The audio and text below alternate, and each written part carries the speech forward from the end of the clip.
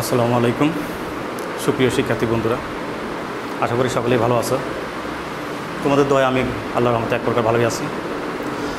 আজ তোমাদের সামনে আমি উপস্থিত হয়েছি দশম শ্রেণীর গণিত ক্লাসটা নিয়ে। আজকে আমি গণিত ক্লাসে তোমাদের পরিমিতি অংশটা নিয়ে আরেকটু আলোচনা করব। আশা করি ইতিপূর্বে জ্যামিতির উপরে আমি যে ক্লাসগুলো নিয়েছিলাম অবশ্যই তোমরা বাড়িতে এগুলো ফলো করতেছো, বাড়িতে প্রিপারেশন নিতেছো। তোমরা অবশ্যই ক্লাসগুলো দেখবে, ভবিষ্যতের জন্য প্রিপারেশন নিতে থাকো। আজকে আমি পরিমিতির কিছু একটা অংশ নিয়ে আলোচনা করি, বিশেষ করে 16.4 থেকে আমি আসি পরিমিতির 16.4। এখানে কিছু ঘনবস্তু নিয়ে আলোচনা করা হয়েছে। ঘনবস্তু হলো যার দৈর্ঘ্য আছে, প্রস্থ আছে, উচ্চতা আছে, কিছু জায়গা দখল করতেছে, এমন বস্তুগুলোই হচ্ছে ঘনবস্তু। যেমন আমি একটা বই নিলাম, এই বইয়ের এদিকের মাপটা হচ্ছে দৈর্ঘ্যের মাপ, এই মাপটা হচ্ছে প্রস্থের মাপ, এবং নিচে থেকে উপর পর্যন্ত এই মাপটা হচ্ছে উচ্চতা। দৈর্ঘ্য, প্রস্থ এবং উচ্চতা। এখন এটা একটা ঘনবস্তু এবং এটা হচ্ছে আয়তাকার ঘনবস্তু, কারণ এদিকে লক্ষ্য করো 3 জোড়া তল আছে এবং তলগুলো হচ্ছে সমান্তরাল। উপরের তল, নিচের তল, এই দুটো কিন্তু তল কিন্তু সমান্তরাল। এই ডাইনে বামে, সামনে পিছনে, এই তলগুলো, এই বিপরীত দিকের তলগুলো হচ্ছে সমান্তরাল। 3 জোড়া সমান্তরাল তল দ্বারা গঠিত যে ক্ষেত্র সেটাই হচ্ছে ঘনবস্তু। এখন এই ঘনবস্তু আবার যেমন ইট নিলাম, এটা একটা আয়তাকার ঘনবস্তু। আবার তোমরা অবসরে, আমি বলছি অবসরে, লুডো খেলার অভ্যাস তোমাদের কম বেশি কিছু আছে, ওখানে তোমরা একটা গুটি ব্যবহার করো যেটাকে ছক্কা বলা হয়।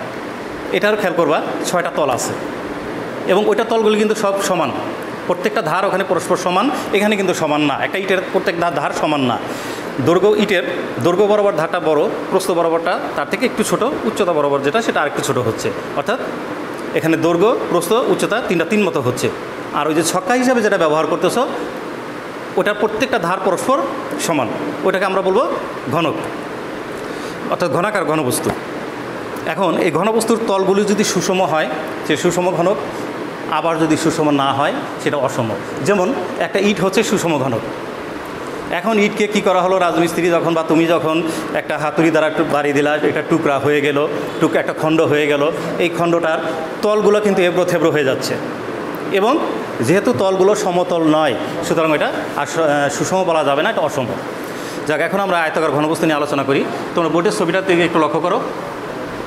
এখানে একটা আয়তাকার ঘনবস্তু ছবি আঁকা আছে। আয়তাকার ঘনবস্তুটা হচ্ছে ABCD, এলো একটা তল, আর অপোজিটের তলটা হলো EFGH, অর্থাৎ এই নামে আমি এটাকে ডাকি ABCDEFGH। এটা একটা আয়তাকার ঘনবস্তু।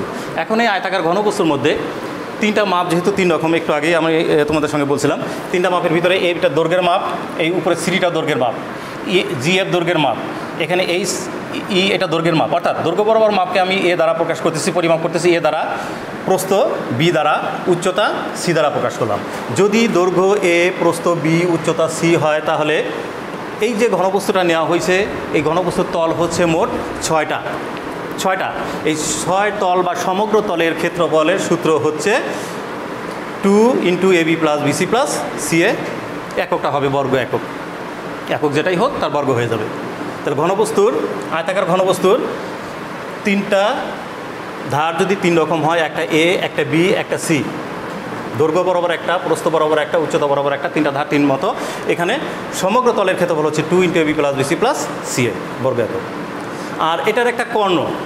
এখন ঘনবস্তুর কর্ণ খুব মনোযোগ সহকারে খেয়াল না করলে বুঝতে পারবা না। তোমরা যে কোনো একটা ঘরের দিকে খেয়াল করবা, যে ঘরে অবস্থান করতেছ সেই ঘরের দিকে একটু নজর দিবা। নিচে ফ্লোরের আর উপরে ছাদের দিকে নজর দাও। ফ্লোরের যে কোনো একটা কোণার থেকে তার বিপরীত দিকে ছাদের কোণার বিন্দু, এটাকে যদি সংযোগ করা হয় যে রেখাটা তৈরি হয় এই রেখাটাই হচ্ছে একটা কর্ণ, এবং ওইটা হচ্ছে তোমার আয়তাকার ঘনবস্তুর কর্ণ। আবার আয়তাকার ঘনবস্তু যেহেতু 6টা তল দ্বারা গঠিত, প্রত্যেকটা তলের কিন্তু আলাদা আলাদা কর্ণ আছে। এখন আমরা এখানে ব্যবহার করছি সেটা হচ্ছে একটি কর্ণের দৈর্ঘ্য, অর্থাৎ এই আয়তাকার ঘনবস্তুর কর্ণের দৈর্ঘ্য। যাক, এই আয়তাকার ঘনবস্তুর কর্ণটা কীভাবে তৈরি হয় সেটা আমি পরে তোমাদের দেখাচ্ছি, কীভাবে আসতেছে এগুলো। তাহলে একটি কর্ণের দৈর্ঘ্যের সূত্র হচ্ছে √a² + b² + c² একক। আর আয়তন হবে দৈর্ঘ্য প্রস্থ উচ্চতা গুণ দিলে যেটা পাবো, অর্থাৎ ABC ঘন একক। অথবা আয়তনটাকে এইভাবে বলতে পারো, ভূমির ক্ষেত্রফল ইন্টু উচ্চতা। তো এই যে ভূমির দৈর্ঘ্য হচ্ছে A, ভূমির প্রস্থ হলো B, তাহলে এই ভূমির ক্ষেত্রফল হচ্ছে AB, তার সঙ্গে উচ্চতা C গুণ করলাম, অর্থাৎ এটার আয়তন পাওয়া গেলাম ABC। এখন একটু খেয়াল করবা, এটা হচ্ছে আমার আয়তাকার ঘনবস্তু বা আয়তাকার ঘনবস্তু। এখন যদি এটাকে আমি টোটালি ঘনক আকার করে ফেলি, অর্থাৎ সব দিকে যদি সমান হয়ে যায়, একটা ছবি আঁকি আমি, মডেল ছবি।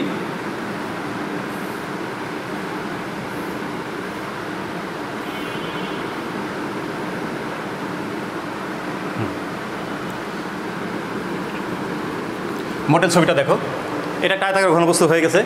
এখন এই আয়তাকার ঘনবস্তুর এখানে কিন্তু এটার ভিতরে যেমন দৈর্ঘ্য প্রস্থ উচ্চতা ছিল, এখানে এইভাবে আমরা নির্দেশনা দিতে পারবো না, কারণ এখানে প্রত্যেকটা দিক সাইড পরস্পর সমান। এবং এখানে আমরা এক একটা সাইডকে এক একটা ধার বলবো। এবার ধার সম্বন্ধে একটু ধারণা দিই তোমাদের। ধারটা হচ্ছে দুটি সমতল যদি কোনো একটা রেখা একটা সাইডে মিলিত হয়, একটা জায়গায় মিলিত হয়, মিলিত হলে সেখানে একটা রেখা তৈরি হয়। দুটি সমতলের মিলিত স্থানে একটা রেখা। যেমন দেখো এখানে আমি বইটাই ব্যবহার করি, উপরের সমতল এবং এটা একটা সমতল মিলিত হয়ে গেছে এই জায়গাটায়, এই যে কোনাটা, কিনারাটা, এটা একটা রেখা তৈরি হয়ে গেছে। এই রেখাটাই হচ্ছে একটা ধার। এখন যেহেতু সব দিক সমান, আমরা এখানে ধার বলো, প্রতি ধার A, অর্থাৎ এটাকে তিনটা মাপ সমান, তিনটাকে আমি A দ্বারা প্রকাশ করি।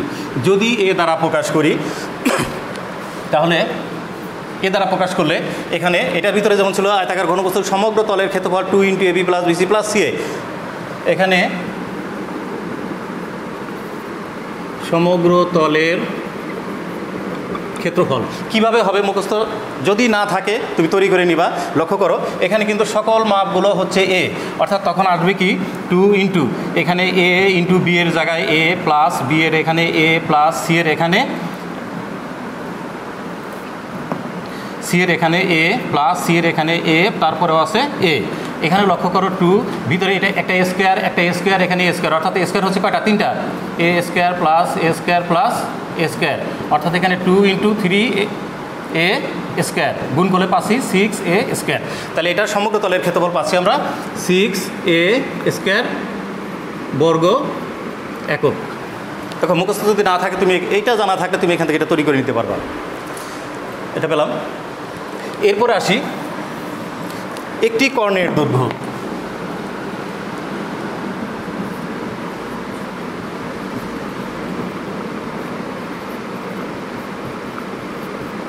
একটি কর্ণের দৈর্ঘ্য, এখানে একটি কর্ণের দৈর্ঘ্য আছে √a² + b² + c²। আমি এর এখানে বসাচ্ছি A² হলো, প্লাস B এর এখানে A বসালে এটাও A², C এর এখানে A বসালে এটাও A²। তাহলে এখানে রুটের ভিতর দেখো A² হচ্ছে 3টা। এখন 3 যেহেতু বর্গ রাশি নয়, এখানে √3 রয়ে গেল, আর A² বর্গ রাশি, এটা হলো A। তাহলে এখানে পাচ্ছি হলো √3A একটি কর্ণের দৈর্ঘ্য, এত একক। আর এখানে আয়তন আসবে কি? আয়তন এটার ভিতরে আয়তন ABC। তাহলে এখানে ছিল ABC, এর এখানে A বসলো, B এর এখানে A বসলো, C এর এখানেও A বসলো, অর্থাৎ 3টা একে গুণ দিলে পাচ্ছি আমরা A3। এখানে আয়তন হলো A3 আর একক ঘন একক। এখন লক্ষ্য করে দেখো আয়তাকার ঘনবস্তুর যদি আমরা এই সূত্রগুলো বুঝি জানি, তাহলে আমরা এটা তৈরি করে নিতে পারবো। এখন এই সূত্র এখানেও একটু মনে রাখার চেষ্টা করি আমরা, সূত্রগুলো কিভাবে হলো তার একটু ব্যাখ্যা দিই, একটু মনোযোগ সহকারে খেয়াল করবা। এই যে বইটা নিছি আমি, একটু আগেই আমি বলেছিলাম এই তল হলো 6টা। আমরা এই উপরের তলটা নিয়ে আলোচনা করতেছি। উপরের তলে দেখো এটা হচ্ছে দৈর্ঘ্য, আর এদিকের এটা হচ্ছে প্রস্থ। দৈর্ঘ্যকে প্রকাশ করা হয়েছে A দ্বারা, প্রস্থকে প্রকাশ করা হলো B দ্বারা। তো এখন A আর B যদি গুণ করা হয়, তাহলে এই তলের ক্ষেত্রফল পাচ্ছি হলো AB। এই তলের ক্ষেত্রফল AB, যেহেতু এটা A আর এই প্রস্থ বরাবর B। ঠিক একইভাবে এই বিপরীত দিকে যে তল আছে তার ক্ষেত্রফল AB। তাহলে AB পাওয়া গেল 2টা। আবার আসো, এদিকের মাপটা হলো B, উচ্চতা ছিল C। তাহলে এই যে কেনের পাশে যে তলটা তৈরি হয়ে গেছে, এই তলের ক্ষেত্রফল হচ্ছে BC। একইভাবে এইভাবে ঘুরায় যদি দেই, এই তলের ক্ষেত্রফল BC। তাহলে BC হলো 2টা। এদিকে দেখি দৈর্ঘ্য বরাবর এটা হচ্ছে A, আর উচ্চতা ছিল সি, তাহলে এখানে গুণ দিলে হচ্ছে এসি, এই তলের ক্ষেত্রফল এসি। একইভাবে এইভাবে ঘুরাই দেই, তাহলে এই তলের ক্ষেত্রফল এসি। তাহলে কী পাইলাম আমরা? দৈর্ঘ্য বরাবর দুদিকে পাইলাম 2AB, প্রস্থ বরাবর পাইছি 2BC, আর এই এদিকে উচ্চতা বরাবর এদিকে পাইলাম হচ্ছে 2CA/AC, অর্থাৎ AB দুটা, BC দুইটা, AB বা CA দুটা, অর্থাৎ মোট হচ্ছে ওখান থেকে 2 2 করে কমন নিলে 2 × AB + BC + CA। যাক, এটা তৈরি হয়ে গেল, বিষয়টা দেখলাম। একটা কর্ণের দৈর্ঘ্য, এটা যদি তোমরা শিখতে চাও, তোমাকে একটু গভীরে যাওয়ার প্রয়োজন আছে। তখন তুমি কি করবা? যে কোনো একটা তলের একটা কর্ণ আগে তৈরি করে ফেলো। যেমন দেখো এখানে ABEH, এটা একটা তল, এটা নিচের তলটা। এই তলে আমরা কি করি? বিপরীত দিকের দুইটা বিন্দুকে যুক্ত করে দিয়ে একটা কর্ণ তৈরি করে ফেলি।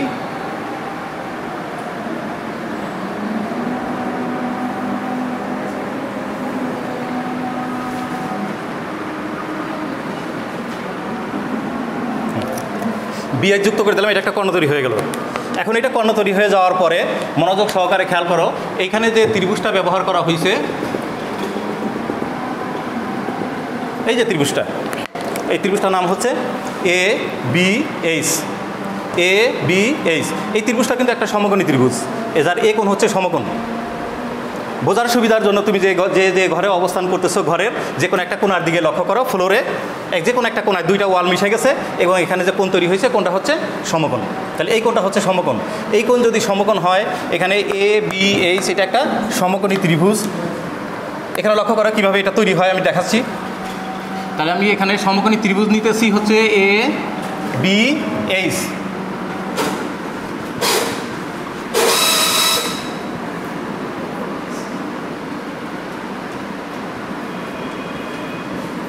হতে পিথাগোরাসের সূত্র আমি প্রয়োগ করি। পিথাগোরাসের সূত্র প্রয়োগ করলে লক্ষ্য করো, এখানে এই কোণটা যেহেতু সমকোণ, তার বিপরীত বাহু BH এটা হচ্ছে অতিভুজ, অর্থাৎ BH এর square. BH square equal to হচ্ছে অপর দুই বাহুর স্কয়ার। অপর বাহু কে? একটা হলো AB স্কয়ার, একটা হলো AH স্কয়ার। AB স্কয়ার যোগ AH স্কয়ার। এখন এখানে BH রয়ে গেল। আমি স্কয়ারটাকে যদি এখানে সারি, তাহলে ওদিকে আসবে রুট। AB এর পরিবর্তে ব্যবহার করব হচ্ছে A, তার উপরে স্কয়ার আসলো। AH এর পরিবর্তে ব্যবহার করব হচ্ছে B স্কয়ার আসলো। তাহলে এই মানটা তৈরি করলাম। কার মান এটা? এই মানটা হচ্ছে BH এর মান। এখন আমরা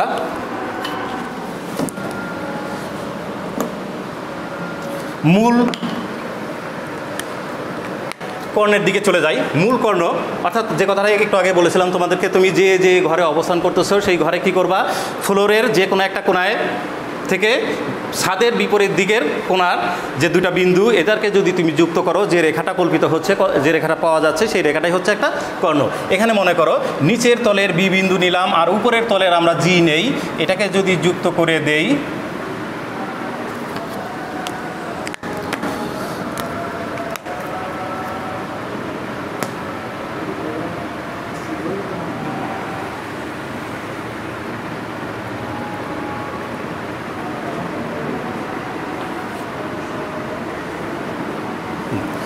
তাহলে যে কর্ণ তৈরি হয়ে গেল, কর্ণটা হচ্ছে BG। এবার একটু মনোযোগ সহকারে খেয়াল করবা। BH যে রেখাটা, এই রেখাটা হচ্ছে ভূমির একটা রেখা, ভূমির। এখানে HG বা GH এটা হচ্ছে দেওয়ালের ঘরের উচ্চতা। যেহেতু এটা উচ্চতা, তাহলে এইখানকার এই কোণটা হচ্ছে সমকোণ, অর্থাৎ এই টোটাল কোণটা হচ্ছে একটা এক সমকোণ। এটা যদি এক সমকোণ হয়ে থাকে, আমি ছবিটাকে পৃথক করে আমি তোমাদেরকে আঁকায় দেখাচ্ছি বিষয়টা কেমন হচ্ছে।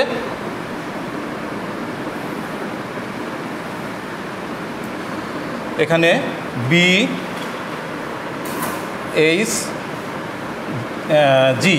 এই কোণটা হচ্ছে সমকোণ।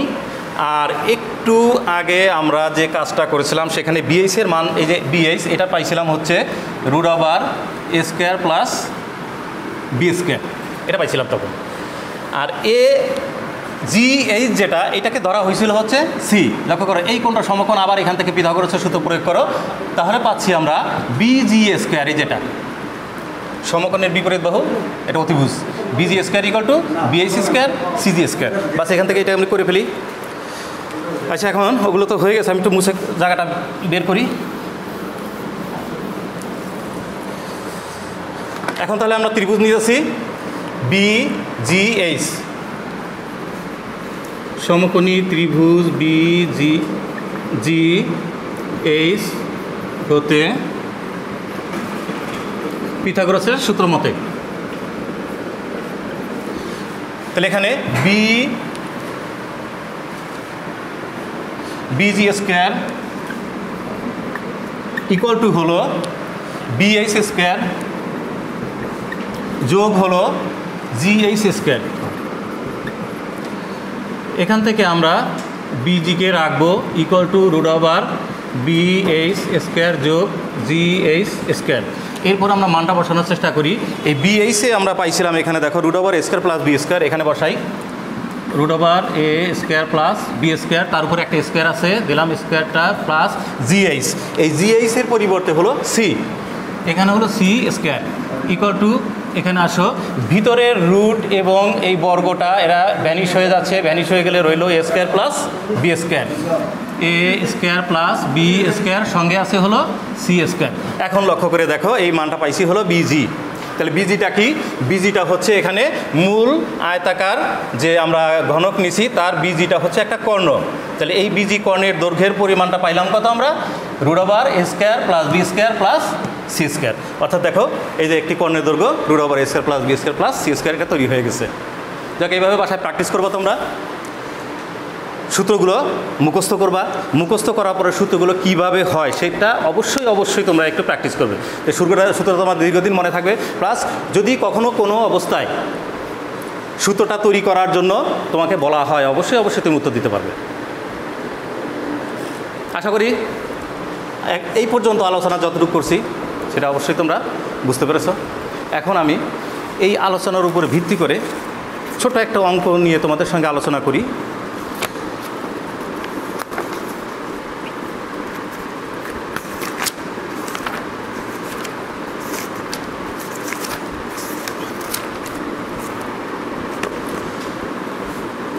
(16.4) আমি 9 নম্বর অঙ্কটা নিয়ে আলোচনা করি। তার আগে একটু মুছে দিয়ে তোমাদের সামনে বিষয়টাকে একটু উপস্থাপন করি, প্রশ্নটাকে।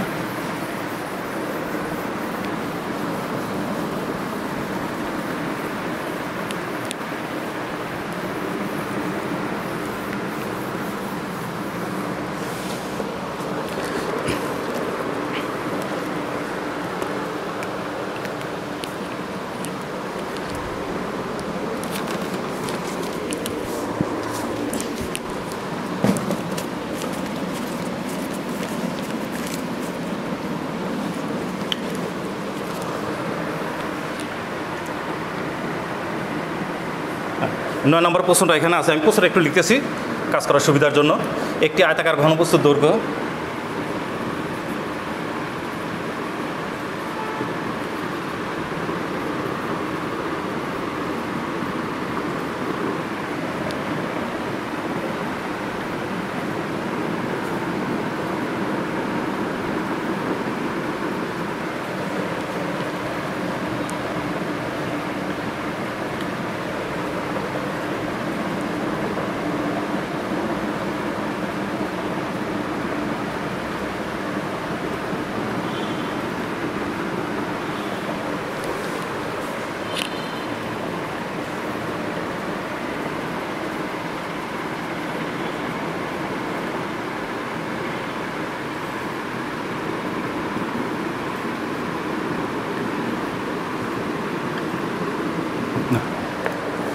প্রশ্নটা লেখা শেষ। লক্ষ্য করো, একটা আয়তাকার ঘনবস্তু যার দৈর্ঘ্য, প্রস্থ, উচ্চতা সরাসরি কিন্তু দেওয়া নাই, তাদের অনুপাত দেওয়া আছে।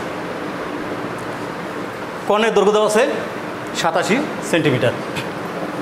ঘনবস্তুটির তলের ক্ষেত্রফল নির্ণয় করো। তল বলতে এখানে 6টা তলকেই নির্দেশ করা হয়েছে।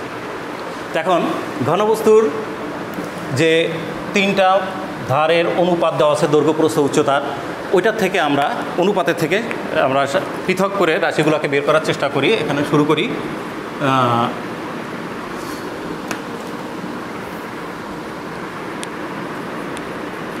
এখানে আয়তাকার ঘন বস্তুর দৈর্ঘ্য প্রস্থ ও উচ্চতার অনুপাত 21:16:12। এই যে অনুপাতটা দেওয়া আছে, অনুপাতের ভিতরে একটা সাধারণ রাশি ধরে নিই। মনে করি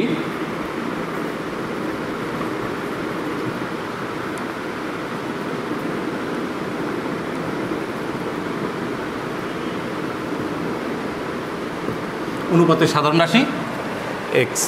যদি সাধারণ রাশি এক্স হয় তাহলে দৈর্ঘ্য হবে 21x, প্রস্থ হবে 16x, উচ্চতা হবে 12x।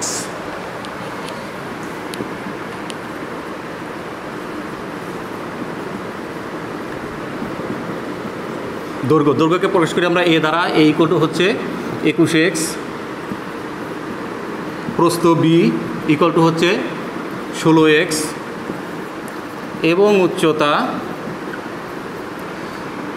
C equal to 12x। এখন এটার এককটা দেখো, এখানে কর্ণের দৈর্ঘ্যের পরিমাণ ছিল 87 এবং এককটা হচ্ছে সেন্টিমিটার। সুতরাং প্রত্যেকটা এককে এখানে সেন্টিমিটারে প্রকাশ করা হচ্ছে। এখানে লিখতে পারো সেন্টিমিটার সেন্টিমিটার সেন্টিমিটার। ওকে, এখন আমরা তিনটা মাপ এ বি সি এটা পেয়ে গেছি। এখানে দেখো, লক্ষ্য করো, দেওয়া আছে একটি কর্ণের দৈর্ঘ্য। যেহেতু একটি কর্ণের দৈর্ঘ্য দেওয়া আছে, আমরা একটা কর্ণের দৈর্ঘ্য বের করার চেষ্টা করি। কর্ণের দৈর্ঘ্য সূত্র একটু আগেই তোমাদের সঙ্গে আমি আলোচনা করেছি।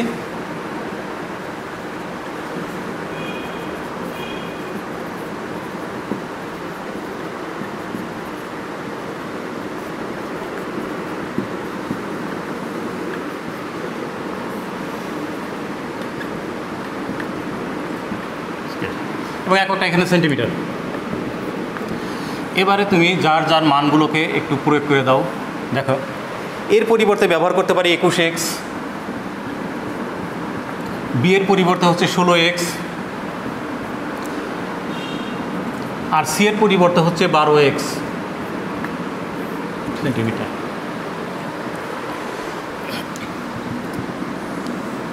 তাহলে এখানে কী করলাম, ঘনবস্তুর কর্ণের দৈর্ঘ্য √a² + b² + c² এটা লিখছি। লেখার পরে এ বি সি এটার মান একটু আগে আমরা এখানে দেখাইছি। এখানে এর মান, বি এর মান, সি এর মান এখানে প্রয়োগ করলাম। প্রয়োগ করার পরে এখন এগুলোকে বর্গ করে দাও। 21-এর স্কোয়ার হচ্ছে 441 x²। 16-র স্কোয়ার করলে পাওয়া যাবে হচ্ছে 256, আর 12-র স্কোয়ারে হচ্ছে 144। এবার ভিতরে যোগ করে ফেলি, 400, 200, 600, 700, এখানে হচ্ছে 841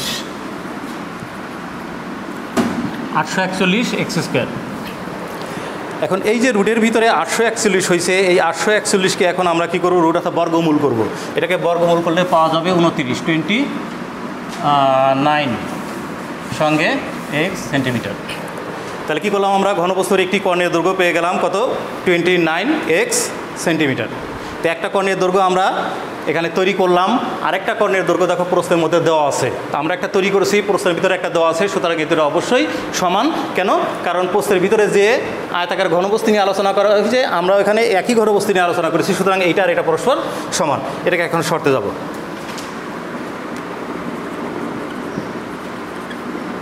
শর্ত মতে তাহলে 29x ইকুয়াল টু হচ্ছে 87। এখানে হিসাব করো, x ইকুয়াল টু 87, নিচে 29, তাহলে এখানে রয়ে গেল হচ্ছে x ইকুয়াল টু 3। এক্সে 3 পাইলাম। এখন এই যে এক্সে 3 পাওয়া গেল, এই মানটাকে কি করব আমরা, পর্যায়ক্রমে এখানে বসাই দেবো। তাহলে দৈর্ঘ্য, প্রস্থ, উচ্চতা তিনটাই বের হয়ে আসবে।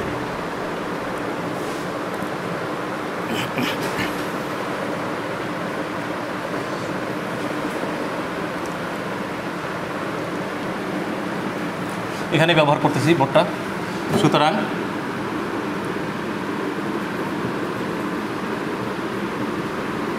দৈর্ঘ্য এ ইকুয়াল টু, এখানে ছিল হচ্ছে 21x, অর্থাৎ 21 ইন্টু এক্সে পাইলাম 3, তার মানে হচ্ছে এখানে সেন্টিমিটার, 63 সেন্টিমিটার দৈর্ঘ্য পাওয়া গেল। প্রস্থ ছিল 16x, প্রস্থ বি ইকুয়াল টু 16x হলো 3 সেন্টিমিটার ইকুয়াল টু 3 × 48 সেন্টিমিটার, এবং উচ্চতা সি, সি ইকুয়াল টু আছে হলো 12x, 12 ইন্টু এক্স হলো 3 সেন্টিমিটার ইকুয়াল টু 3 12 36 36 সেন্টিমিটার। তাহলে এখানে আমরা ঘনবস্তুর দৈর্ঘ্য প্রস্থ উচ্চতা তিনটা মাপই কিন্তু পেয়ে গেছি। এ দৈর্ঘ্য হচ্ছে 63 সেন্টিমিটার, বি প্রস্থ হচ্ছে 48 সেন্টিমিটার, আর সি উচ্চতা হচ্ছে 36 সেন্টিমিটার। তিনটা মাপ পেয়ে গেছি। সুতরাং সমস্ত হিসাব কিন্তু আমাদের মোটামুটি হাতের মুঠোয় চলে এসছে। এখন আমরা বের করব, চাওয়া হয়েছে এখানে হচ্ছে, লক্ষ্য করে দেখো, ঘনবস্তুটির তলের ক্ষেত্রফল। এখন তলের ক্ষেত্রফল বলতে এখানে তল আছে 6টা, সুতরাং 6টা তলের ক্ষেত্রফল একসঙ্গে আমাদের দেখাতে হবে।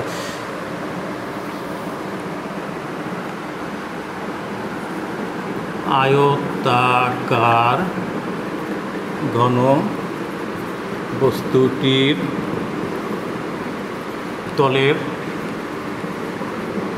ক্ষেত্রফল হচ্ছে 2 into AB plus BC plus CA, একক হলো বর্গ সেন্টিমিটার। আমার একটা জায়গা বেশি লাগবে, এদিক থেকে শুরু করি।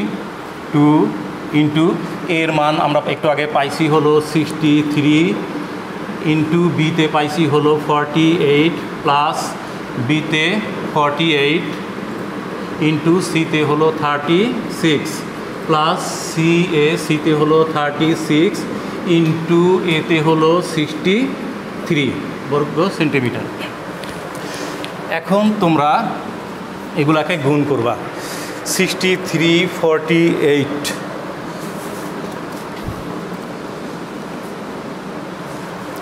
63 48 এখানে আসবে হচ্ছে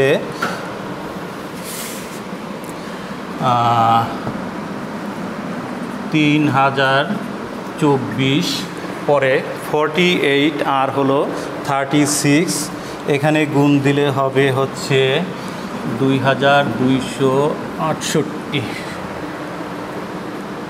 আর পরেরটা হলো 36 আর 36 63, এখানে পাবো হচ্ছে, সরি এটা হলো ভুল লেখা হচ্ছে 1728, আর ওটা হলো 2268 সেন্টিমিটার। তাহলে এটা গুণ দিয়ে হলো 3024, এখানে আসলো হচ্ছে 1728, আর এখানে গুণ দিয়ে হচ্ছে 2268। এখন ভিতরে রাশিগুলোকে সব যোগ করে ফেলো। 2 ইন্টু এগুলো সব যোগ করলে 8 16 20 0, তারপরে আসবে হচ্ছে 6 2 8 8 8 16, 4 20 0, হাতে হলো 2, 6 2 8 8 আর 2 10 12 2, হাতে 1, এখানে 7 8 9 10 এর 0, হাতে হচ্ছে 1 3 4 5 6 7 7020। এখন এই 7020কে 2 দ্বারা গুণ দিলে আসবে হচ্ছে 14040 বর্গ সেন্টিমিটার। এটাই হচ্ছে আমাদের আয়তাকার ঘনবস্তুর তলের ক্ষেত্রফল, অর্থাৎ 6টা তলের ক্ষেত্রফল।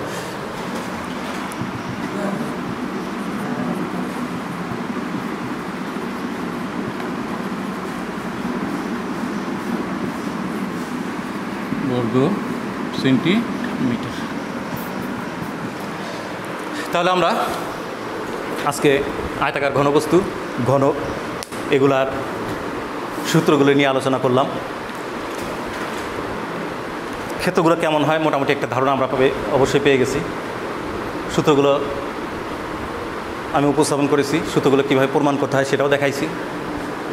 অবশ্যই তোমরা বাড়িতে প্র্যাকটিস করবে, এবং এই সূত্রের উপরে ভিত্তি করে এই চ্যাপ্টারে অর্থাৎ 16.4-এ মোটামুটি কিছু অঙ্ক আছে, বিশেষ করে 8 9 10 11 8 9 10 11 একই কোয়ালিটির অঙ্ক। এবারে তোমরা উদাহরণের ভিতরে দেখো 321 পৃষ্ঠায় একটা 319 পৃষ্ঠায় একটা কাজ দেওয়া আছে।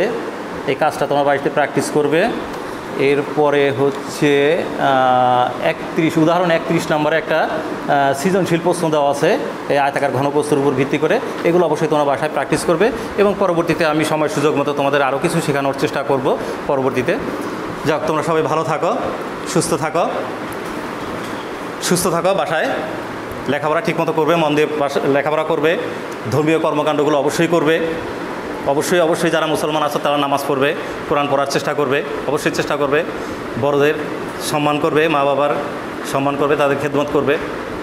যাক, সকলে ভালো থাকো, আমার জন্য দোয়া করবে। খোদা হাফেজ, আবার দেখা হবে।